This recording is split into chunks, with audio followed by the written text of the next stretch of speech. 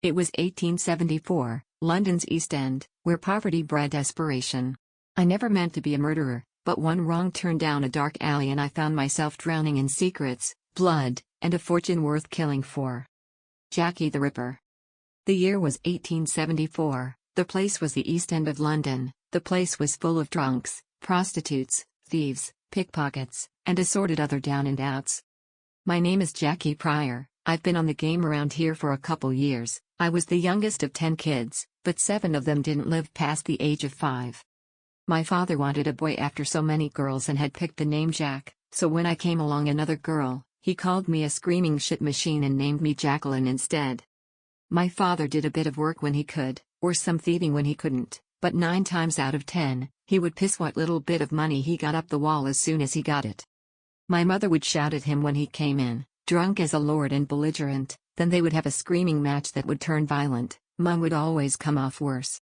By the age of 12, I was used to it, seeing Mum with a black eye or worse. They would always make up by have loud sex in the bed that we shared. My other siblings had moved out, leaving only me at home. But tonight, it was different. My father knocked my mum to the floor and started to strangle her. I leapt out of bed, grabbed the metal poker that Mum used to poke the meager fire that we had for cooking and keeping warm, and hit my father over the head with it. He dropped to the floor, and lay still. Mum managed to push him off of her and stand up. Her top was ripped, and her throat was bruised from where my father had tried to strangle her. I checked on my father, he wasn't breathing. I looked at Mum with wide eyes. I stammered, "He's dead. I didn't mean to kill him. I don't want to end up on the gallows. I don't want to swing because of him."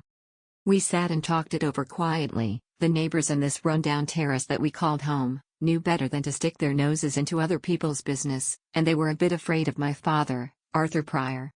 We waited until about 3 o'clock, and then carried my father's limp body down the stairs. All the time praying not to bump into anyone while we were out. We took him about half a mile away, then after stripping him of any valuables, dumped his body in the Shadwell Basin, then made our way home again. The next few days passed in a blur. Every time there was a knock at the door, I nearly pissed myself in fright, thinking it was the police, coming to take me away for killing my father. I couldn't eat, or sleep. I was an apprentice to a milliner, and after making too many mistakes, I was sacked.